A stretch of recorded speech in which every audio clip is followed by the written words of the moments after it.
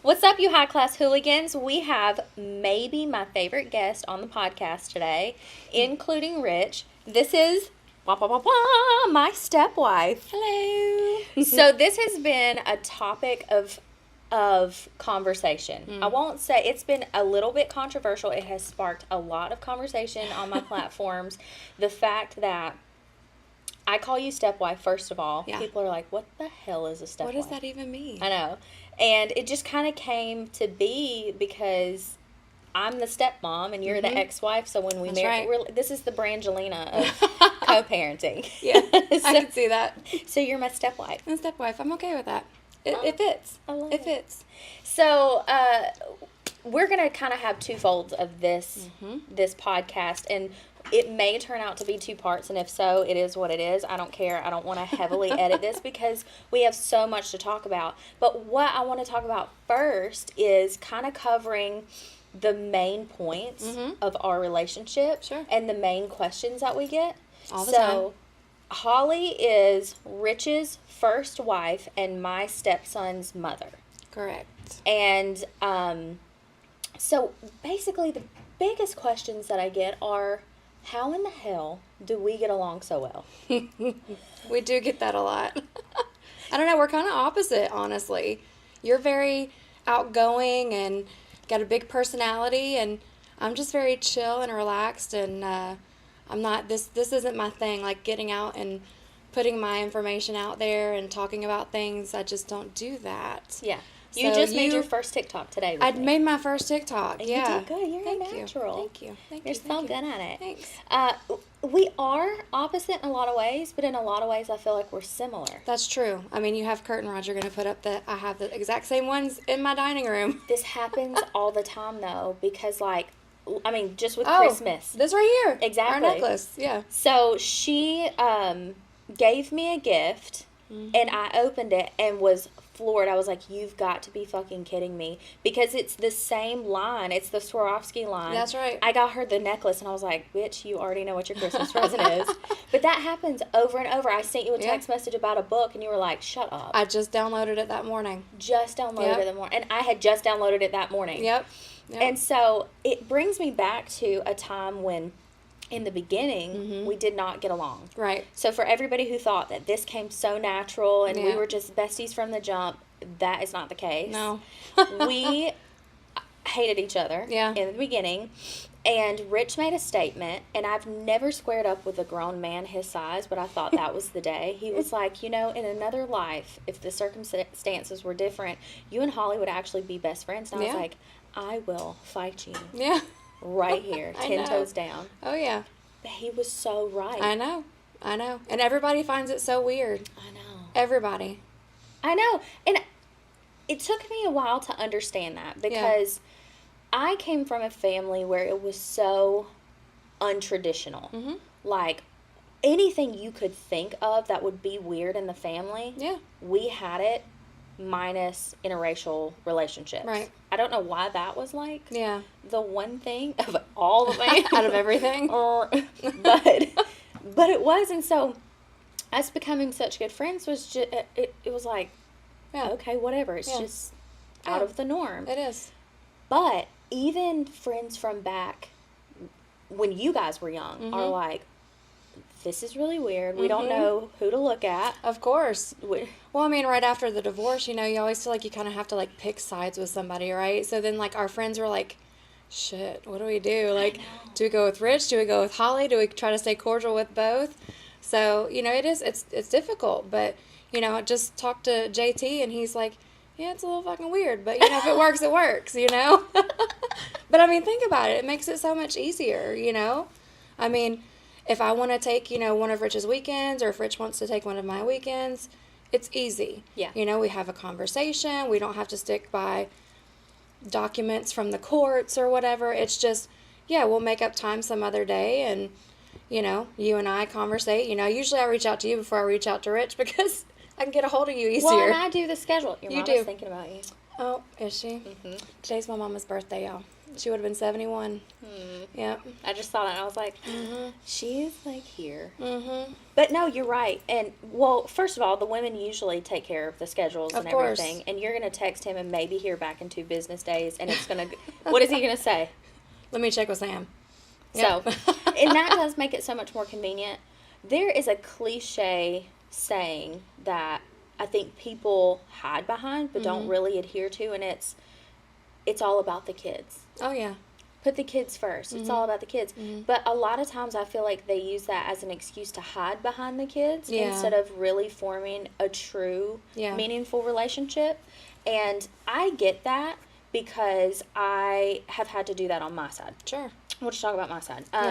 And I have tried to form a really close, solid relationship, but for whatever reason, and I may never know, we are cordial and friendly, and I can call and text anytime. Yeah. And sometimes, especially if it's ever been high conflict, that's all you can pray for. It's like, I just don't want the conflict. No, absolutely not. But for us, and especially I think we'll talk about this a little later, is the things that you've been through in your life and the lack of family that I have here, I think is the spurring reason of why we decided we didn't just want to have a cordial, civil co-parenting relationship. We wanted a really close friendship. And so I'm really, really grateful for that, and I'm not sitting here blinded thinking, oh, well, just anybody can have it. No. It takes work. It takes work, and it takes swallowing your pride. Of course. And your opinions. Yeah. And saying, I fucked up. Yeah. You know? Yeah. And moving on. Yeah. We all have mistakes. We all have pasts, and, you know, it's all about navigating through it and doing the best you can. Right. And that's what we did. You know, we navigated through the hard stuff and talked it out a lot.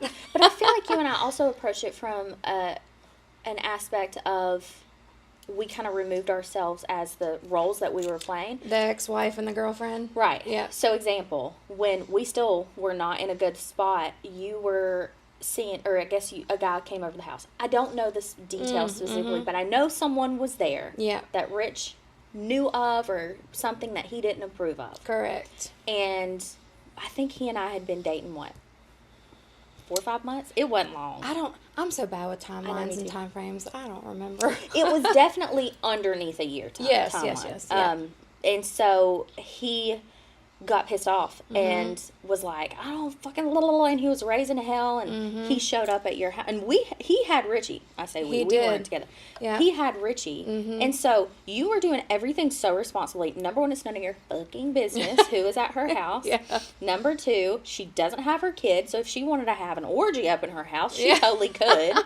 And 3, it's literally none of your, like, she is a grown woman. She has say-so over her body, her time, who she hangs with, what she thinks. And when I found out that he showed up at your house to escort the gentleman out, I wasn't pissed off that he was over there because you were his ex-wife. Because if you needed him, of course, go over there. I was beyond pissed off because I was like... Richie was in the car. Oh, yeah. Richie was in the car and saw the whole thing. That's what made me mad. I didn't care about the person that was there. I wasn't mad about anything other than the fact that Richie was there. Richie saw, Richie heard, and he still remembers it to this day. Which, you know, so it kind of sucks that he has that memory, but... Yeah, I mean, that was a tough one.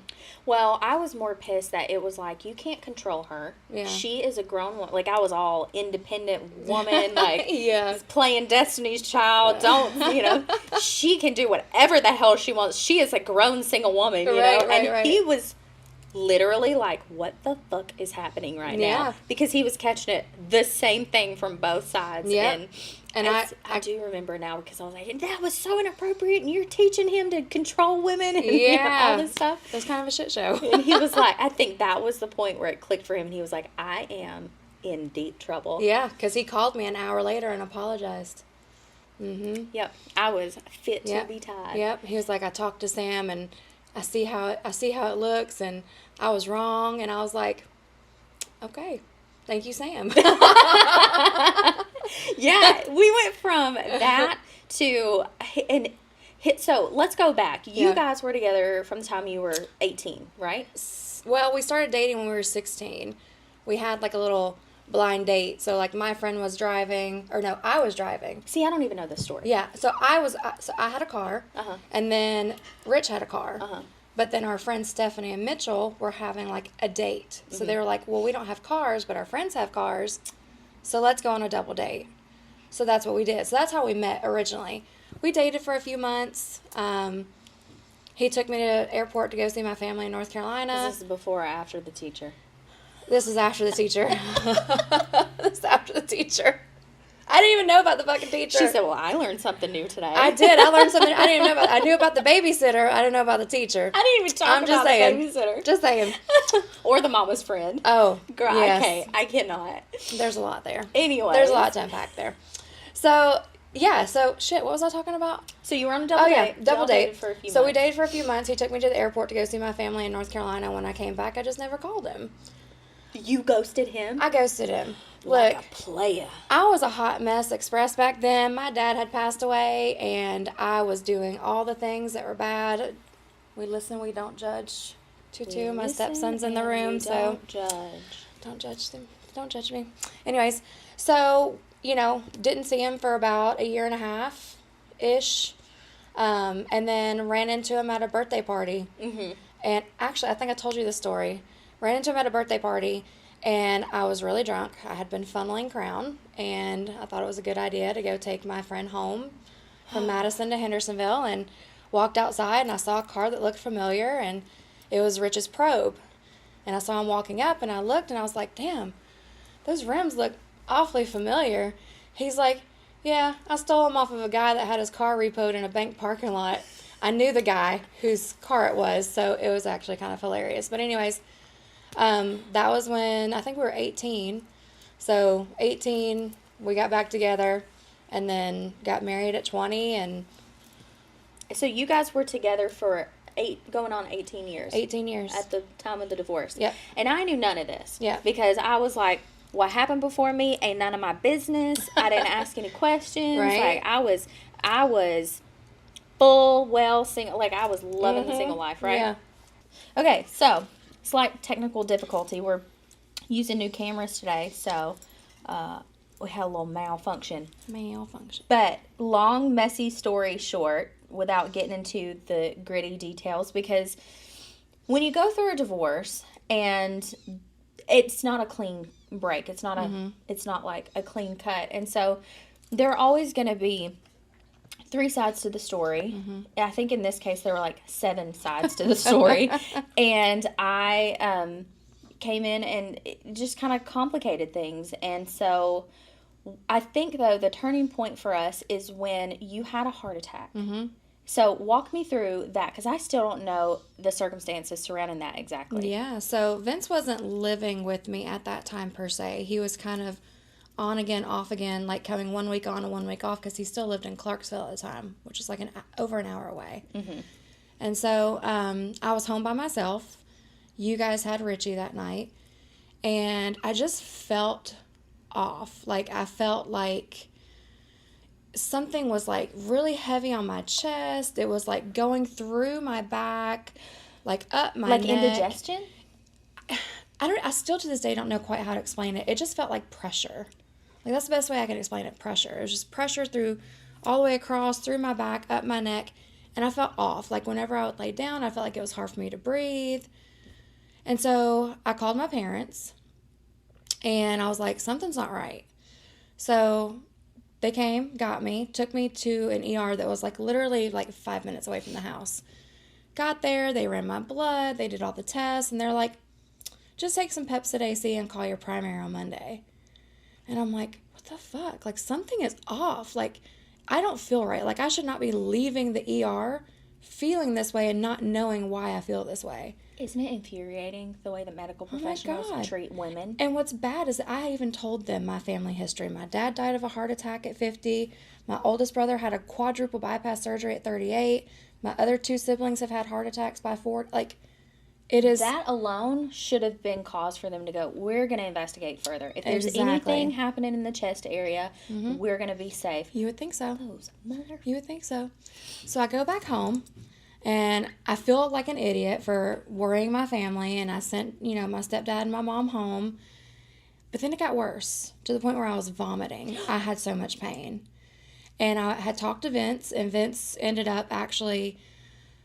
my parents came back and got me, took me over to their house so they could keep an eye on me. And then Vince actually ended up dropping off the kiddos over at his ex-wife's. And he took the journey up to Hendersonville to check in on me. And I was out on the front or the back patio, and I was just kind of like this. And I was walking, trying to like get the pain to go away. And oh my God. He looked at me and he said, nope. He was like, we're going to Vanderbilt right now. Get in the fucking car. I know. Literally, Vince saved my freaking life. No doubt. So we get there, and they run the tests, and they're like, we're going to send you to the heart cath. And so they sent me to the heart cath, and they tried to go through my wrist, and it didn't work out, so they went through my groin. They get in there, and I had 100% blockage in my LAD. They call it the Widowmaker. Mm-hmm. And the doctor was like, I don't know how you came in looking as good as you did, because most people come in and they're not alive. Thanks. I'm like, yeah, you're welcome. I'm a fighter. That's fucking terrifying. It was terrifying. So they did a stent, and they've been keeping an eye on me ever since, but thank God. But that was scary. The only thing that I could think of in that moment was Richie, my son. Absolutely. I don't want him to grow up without me. I was fucking panicking. Yeah. So bad. I ended up getting this text message from you that, and to this point, we were barely civil. Right. If at all. Yeah. I sent, when you got the flu, I dropped off a basket. A basket with soup and Gatorade and you did. Medicine and stuff. And Rich gets this call, and you're like, what the fuck is this? I'm like, is it poison? I don't know what's happening. And he was like, oh my God, no, that's just how she is. I'm like, I would want a basket. And I was like, no, I know what it feels like, you know, when you don't have anybody. And he's like, she has people though. Yeah. It's like, well, now she has me. No, but I get this text message. Yeah. And it was understandable, but it was like, this is where I'm at, and if I don't make it for some reason, these are the things that, you're going to be Rich's mom at that point, and these are the things I need him to know about me, and I'm standing there in the middle of my house reading this, and all I could think was, absolutely fucking not. How dare you? I don't have to parent this one. I don't have to ground this one. I don't have to, get on to him for... I literally get the benefit of being just a stepmom. Yeah. And how dare you try to take this away from me? And that's what I was like, absolutely not. This is not what I signed up for. Yeah. You're going to be around to make me miserable for the rest of my life. You better figure out how to get well and get your ass out of that bed. That's right. And all I got back was, well, that's not the response I was expecting. Nope, it was not. And, honestly, I think that was a turning point for me where I was like, let the past be in the past, because this shit is traumatizing. I don't need the stress, and I was like, Richie needs everybody in his life that loves him to be on good terms, and I don't want the kids to grow up seeing us at each other's throats. That's not good for them. Yeah.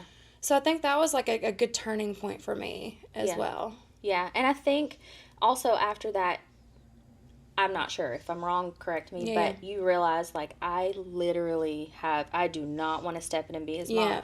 And Richie being your only child, and we'll go back, you have suffered so much loss in your life. And I really do believe that's where your empathy comes from. Mm-hmm. Because you lost your dad at 14. Yep.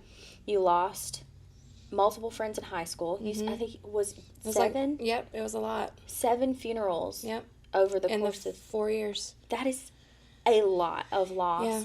And then you ended up losing one of your best friends in your home. Yep. And then your mom passed. Mm-hmm. And so I only know such a small sliver of that, and I will stand by this. I would not have made it through losing my dad in October if it weren't for you. I appreciate that. You were there for me in a way that nobody else could be. Mm-hmm. And even the people that are really close with me, they haven't suffered that loss of a parent. Yeah. And you've really walked me through that, and so I appreciate that. You're welcome. You stuck with me forever. But I think because you lost so much in the 5 miscarriages over the years, you fought tooth and nail to have Richie. Oh, absolutely. Yeah. So what was that like when we finally got pregnant with him and it was a successful pregnancy? Man, it was amazing. I mean, 5 miscarriages, it'll take a toll on you. It takes a toll on you personally and on your marriage, and, it's not easy. I remember I used to have, I could have had stock in pregnancy tests. Like, I was, like, always, like, every month I'm like, am I? And wanted him so I wanted badly. him so bad. And so I remember exactly what happened, where I was, who I was with. Rich was on a work trip to Las Vegas, and he was actually coming in that morning, and I was going to go pick him up. And I had been out the night before with my friend Katie, and I remember I woke up, I went to the bathroom, I went to do some laundry, I saw a pregnancy test, and I was like, meh, why not? I'll try it, right? Just like that? Just meh, yeah. So I did, and it came up positive. And I went running into Katie, like, into her face with my pregnancy stick. And I was like, I'm pregnant. She's like, oh my God, get it out of my face. Is it mine? So I was so excited. So I actually went to, I think, like a Walgreens or a CVS and bought a big ass piece of poster board and some markers. And I put, welcome home, we are pregnant. And I had taken, I don't know, probably like 3 or 4 more tests just to make sure. And so, did you tell me you glued them to the poster board? Oh my God, no, I did not. I had them in a Ziploc bag. You should have. I should have. Pea sticks everywhere. No, I had them in a bag. So Rich came out and he was pissed because I guess they had broken his luggage or something. And I held up the sign and with the pregnancy sticks in my hand. And I was like, but look. So we were super excited. We told the whole family, and of course they were super stoked. And now he's the first grandchild. Yes, yeah. And he was really the only boy in the family. So we were like super hoping for a boy, right? Yeah. Like, a girl would have been great, but a boy was like what we really wanted, right? Yeah. So when we found out it was a boy, of course we had to name him, Rich. So of course that was a thing. But Richie was my little angel baby, and so he's like my little soulmate, I love him to pieces. And when you came along, I was like, fuck this bitch. Mm-hmm. I get it. Well, and you do. I mean, you had to go through it too, and the other side, they had to go through it. For me, I wanted so badly to be her bestie, and she doesn't want that type of relationship, so I have to rein myself back in. Yeah. And I'm very fortunate because their dad and I have a really, really open, strong co-parenting relationship now, where we can just pick up the phone and talk and, update each other on things that are going on, even if they're not including the kids, of course. Things that will affect the kids that we're going through, we also share. And so I think we're honestly the whole fucked up Brady Bunch situation works real well for us. Yeah. And that's why we won't sell the house and move into a bigger one, because we love being so close. That's right. So central to everybody. Yeah. And it just, everybody's schedules work. We figured it out. Yeah. So, we did. And so I came along and I think understandably you were like, is she going to try to step in and parent this child? Which happens a lot. Yeah. A lot of times. It's very common. Women will step in and, this is going to be possibly controversial. I know I'm going to catch a lot of shit for this next statement, and I don't care. I really don't care. Women will step in, and because of animosity between them and the biological mother and the father, because you have to remember, there are always 3 sides. Of course. That they'll step in and try to play mom, And on the flip side of that, a lot of dads shirk responsibility once another woman steps into the picture. Yeah.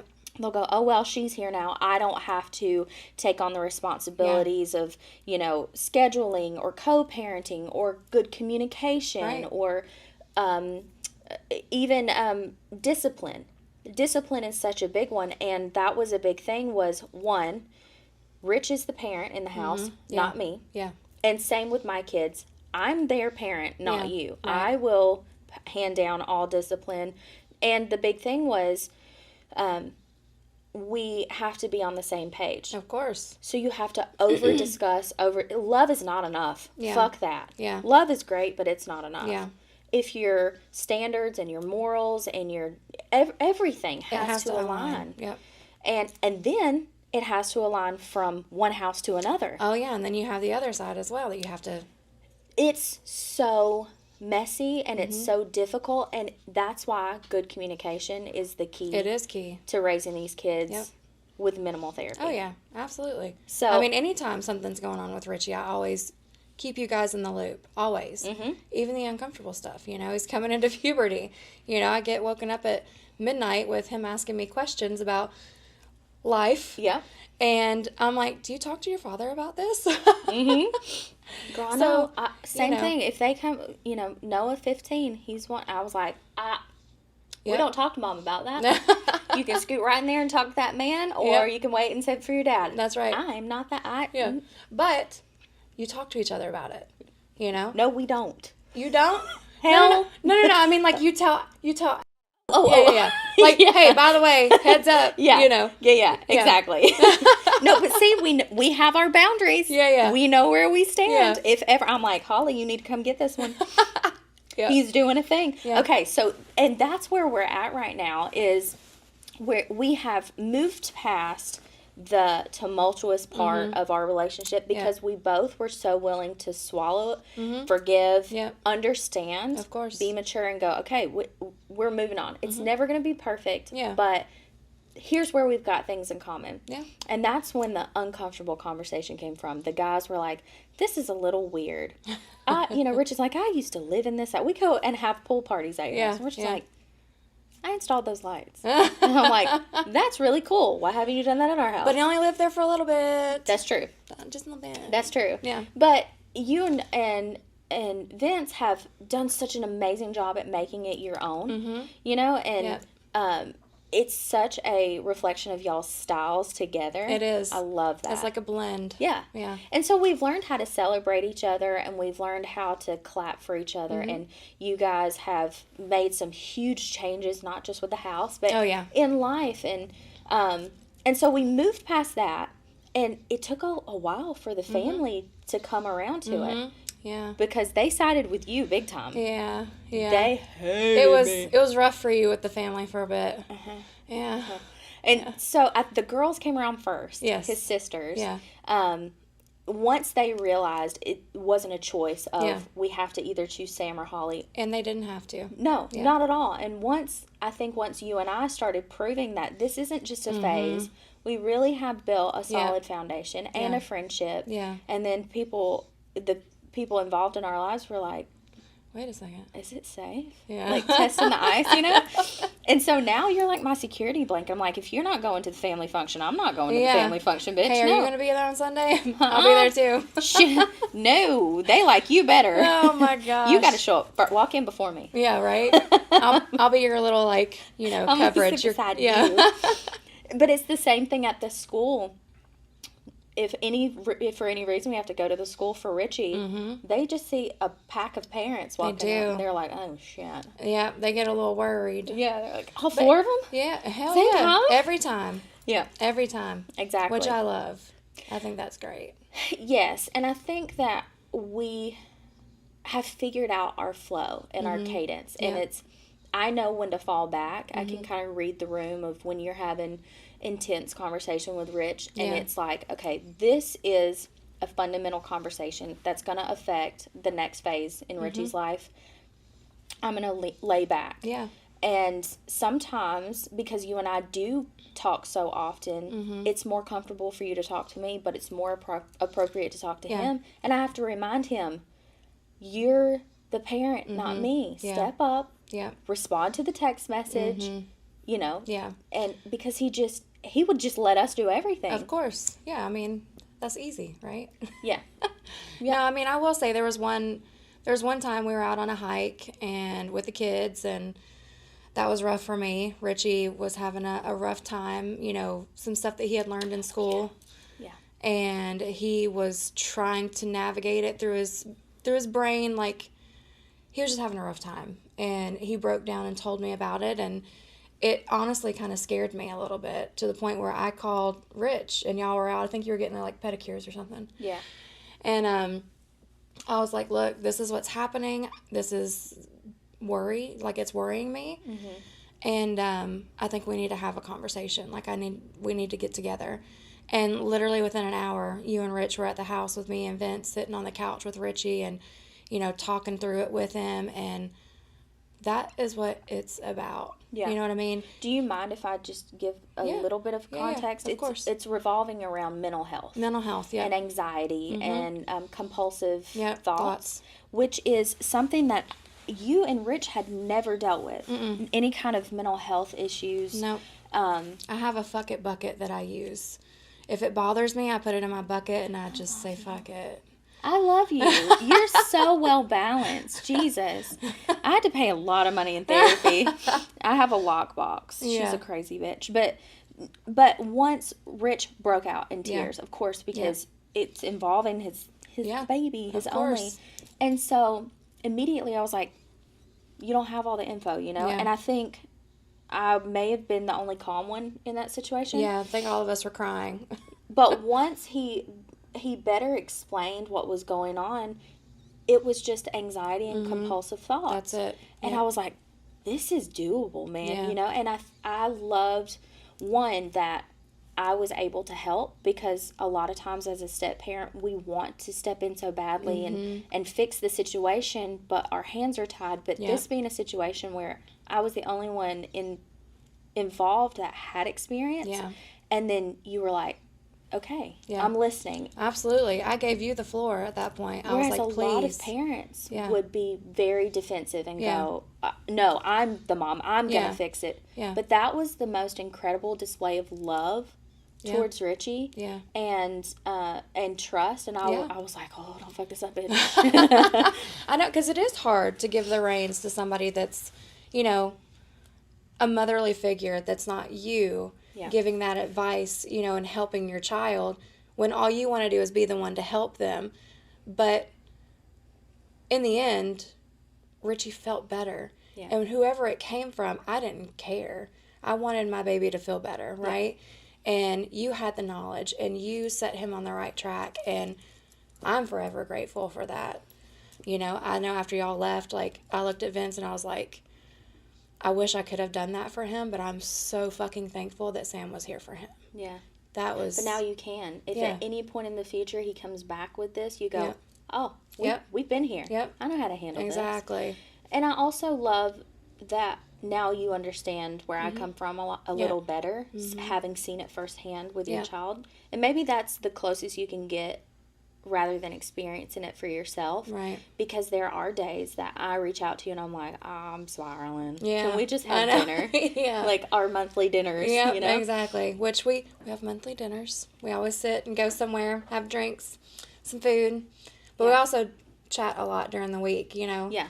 And that's tough as a grown up, you don't have a big circle anymore. As you get older, your circle gets smaller, Yes. And I don't have very many people that I can reach out to and discuss, hard life things with. If I'm struggling, I usually keep it to myself. Yeah. So it's nice to be able to text you and call you. I think if you boil it down to the key to our relationship is we're able to separate ourselves from the role of bio mom and stepmom. Absolutely. When we're not in those roles at the moment, mm-hmm. we can step outside of it and go, I'm just a mom. Mm-hmm. I am a wife. Now we're both business owners. Yeah. And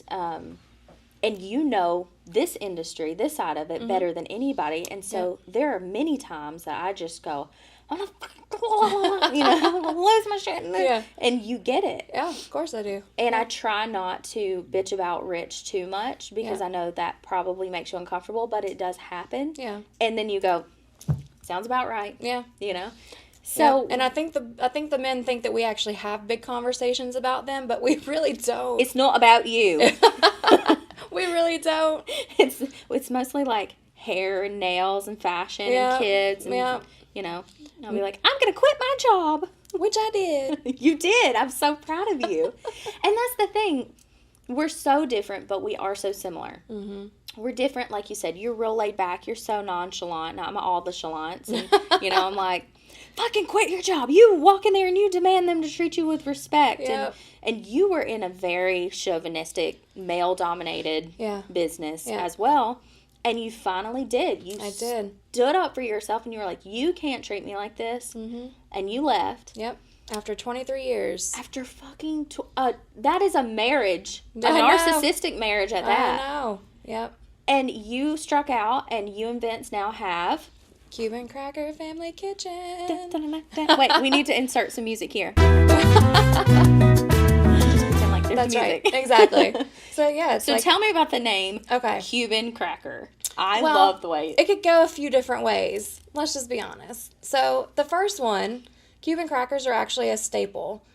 Like, if you go into, a grocery store in Miami, there's, 2 fucking aisles of Cuban crackers. And I don't understand it because they're just, I'm sorry, cardboard to me. I don't like them. Oyster crackers? No, they're just, these, oval-looking crackers, and they're just very bland.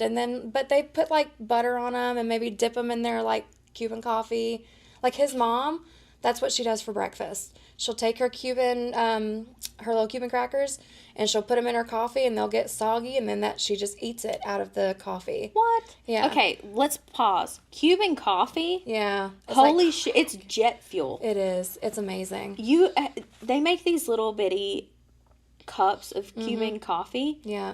And you can see sounds after drinking. You can't, drink a cup of this, like an American-sized cup. Yeah. These are, fucking little tiny little 2 keys to the universe. Yeah. And they're delicious. Oh, yeah. Super yummy. Literally, once you have it, you want it again and again and again. You do. Yeah. Yeah. And you know what I think it was invented for? If you get drunk and you need to sober up real fast. It'll do it. You do a couple shots of those, and you're like... Yep. Exactly. It's like a factory reset. It is. We have people in the neighborhood. Are you doing Cuban coffee today? I'll be back 6 in the morning. Yeah, exactly. Make sure you should do like a roadside. We should, right? Oh my gosh. Well, we're waiting to get our coffee machine. So once we get our coffee machine, we're going to put that thing on the truck and. Fuck yes. Yeah. This is going to be amazing. Okay, so Cuban Cracker was birthed, and you say. What do I say? Oh, how you were introduced.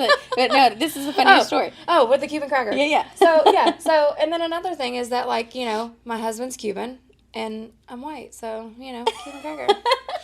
So, it goes hand in hand. We actually have people come up to the truck sometimes, and they'll go, Cuban cracker, and he's like, I'm the Cuban, and then the people will look at me and go, oh, I get it. I see. I love it so much. You guys are the cutest, and you have zero Spanish in you, or nothing. I'm as white as you can get. Yeah. Yep. And you now have been known as the flan maker. Yes. You're kind of famous in our area. I know. As the queen flan maker. It's so weird how that happened. I used to like to bake and do, cheesecakes and cookies and just brownies. That's a whole other story. Anyways, I could do things, right? Yeah. Never in my life would I thought I could do the flans and the pastelitos, which are these little puff pastries and stuff like that. So when we go to Miami, we always go to Vicky Bakery. It's amazing. They've got all the, don't make fun of me because I'm the white person. I'm the cracker of the Cuban, and I say things really funny.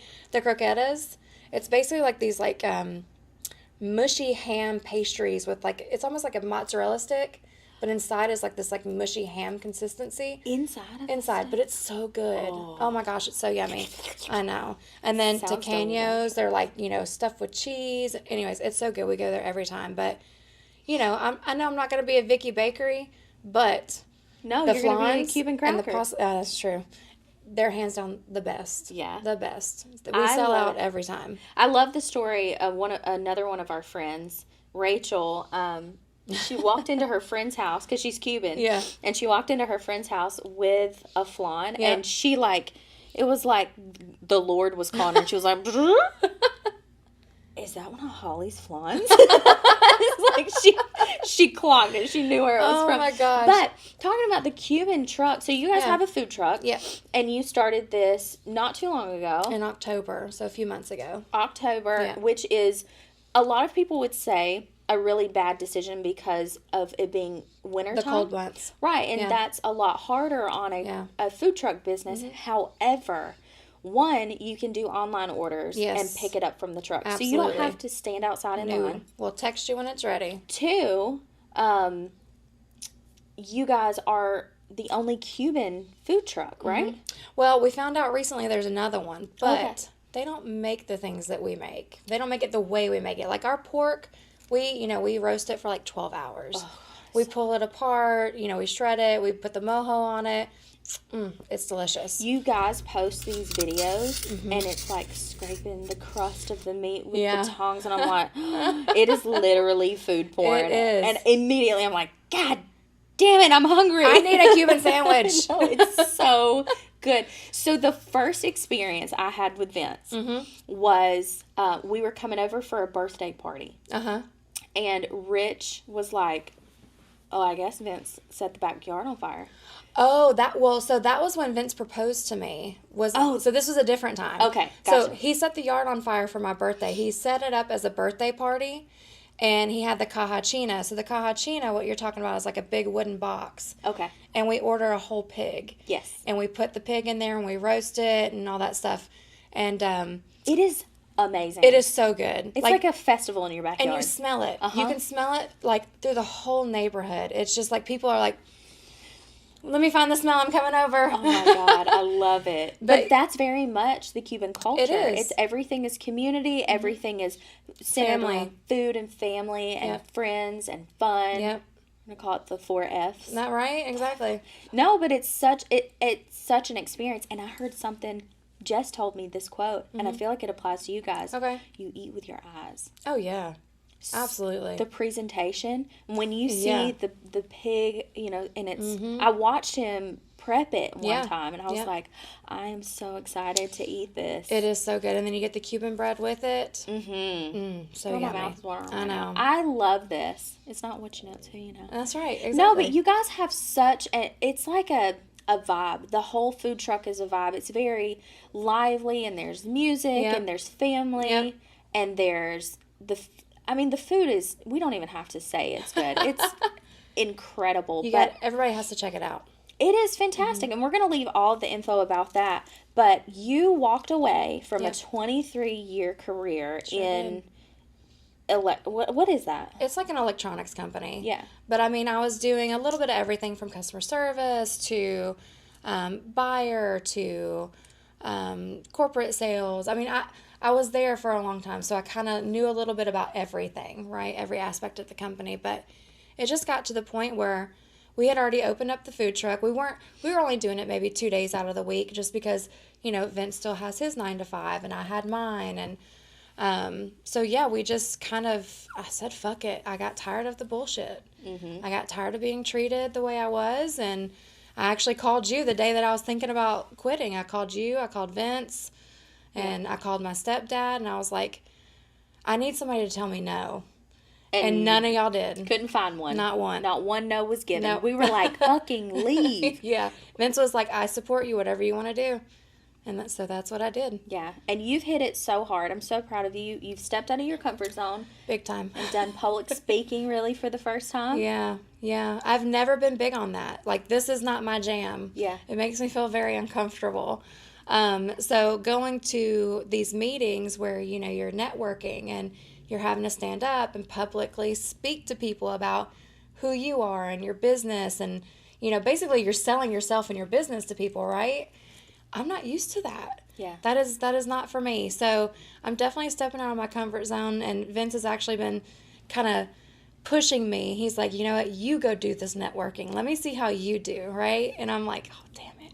Yeah. Okay, I'm going to do it. No, but I feel like you're the more approachable of the two. Vince is awesome, but he's also kind of grouchy. But you know what? It's so funny because I was proud of him. The other day, he stood up and he spoke about Cuban Cracker. And the thing is, Vince is very to the point. Right? I literally was about to say, I could envision how this goes. Him standing up there going, what's up? We have a food truck. Eat it or don't, fuckers. That's right. Exactly. That is so right. He's over there going, yep. That is him. You're going to fucking love it. No, So, he did. It is. Good job. He's like, he told me the other day, he said, you're the more professional one. He's like, I'm the Miami guy. I just don't give a fuck. You know, and it's true.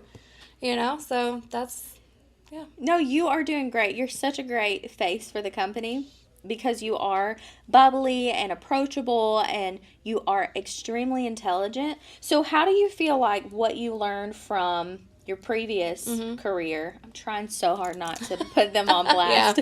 I don't want to cease them to sales. No, but it wasn't all bad. And the company culture there, you were a big part of their company culture. Yeah.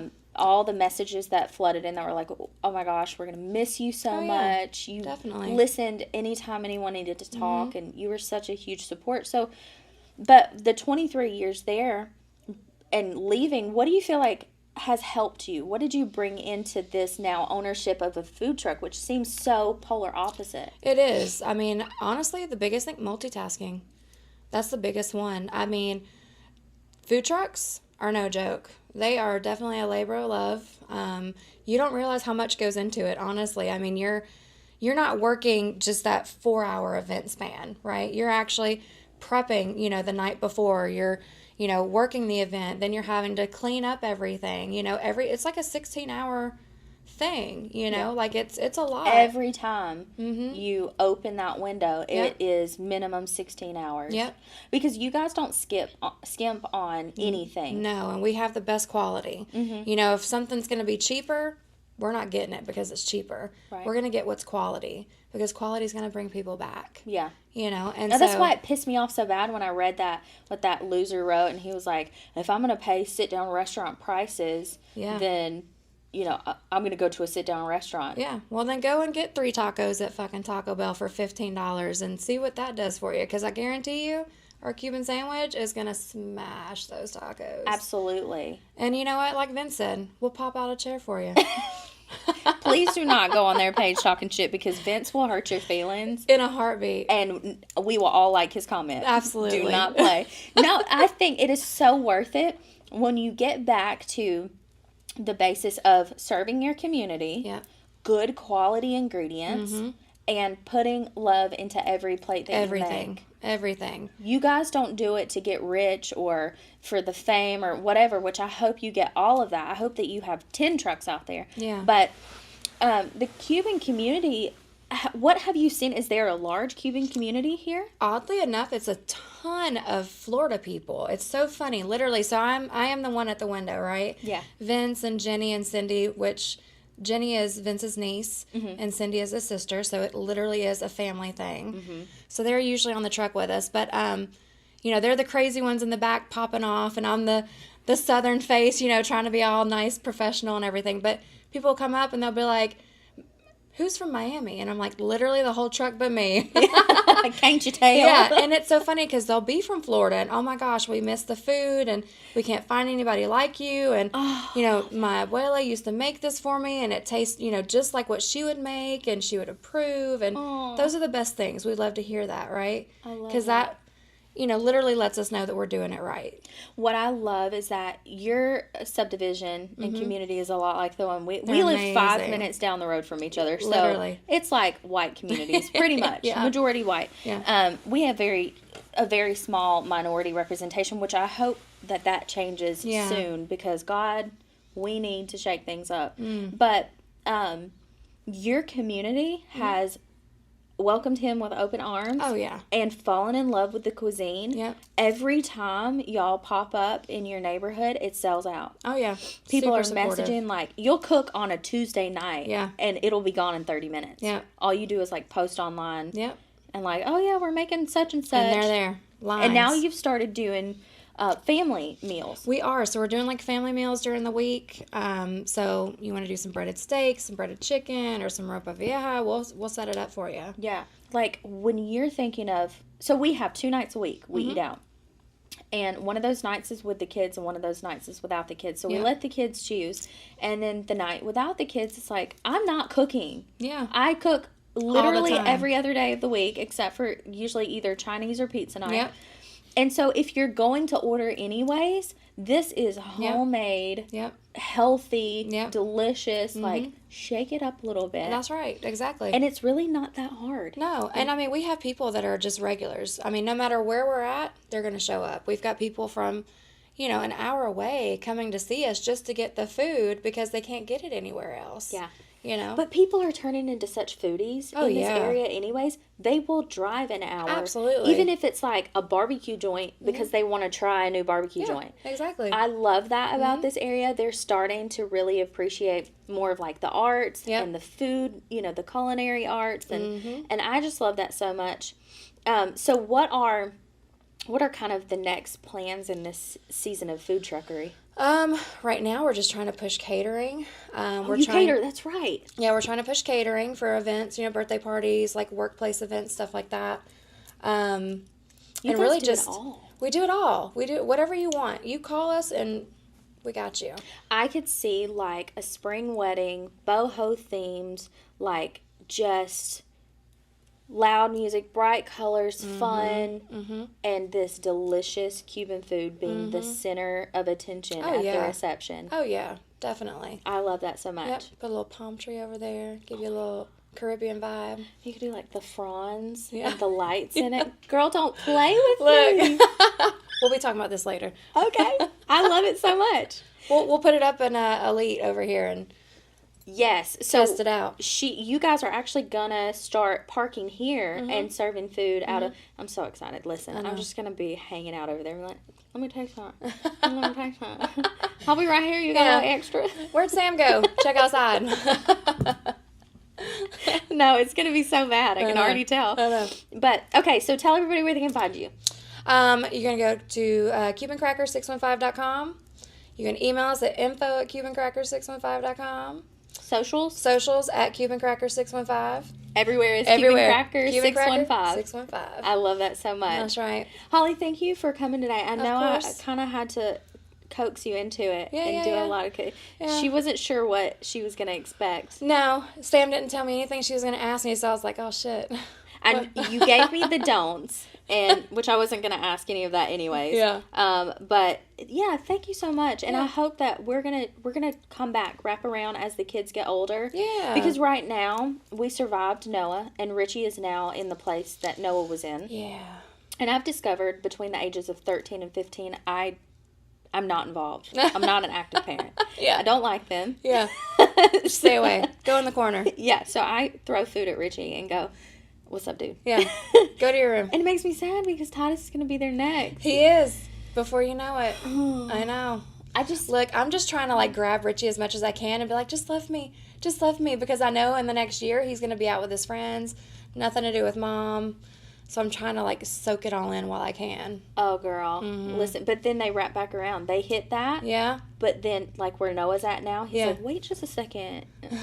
But Mom, I want to go to lunch. But Mom, can you buy me these shoes? And I'm like, absolutely. You have to spend the afternoon with me. Yeah, yeah. Girl, don't play. I will blackmail him in a heartbeat. You have to. Mm-hmm. I know. I will absolutely give you $50. Spend some time with me. Whatever. That's right. I got to learn that tactic.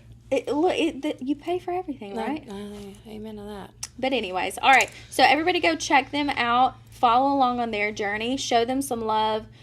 Leave a word of encouragement. But mostly sharing their business is free. Free support, free love. Doesn't cost you a thing, but means the world to them. So I love you guys so much. We're going to go have some lunch. See you next time. See you later.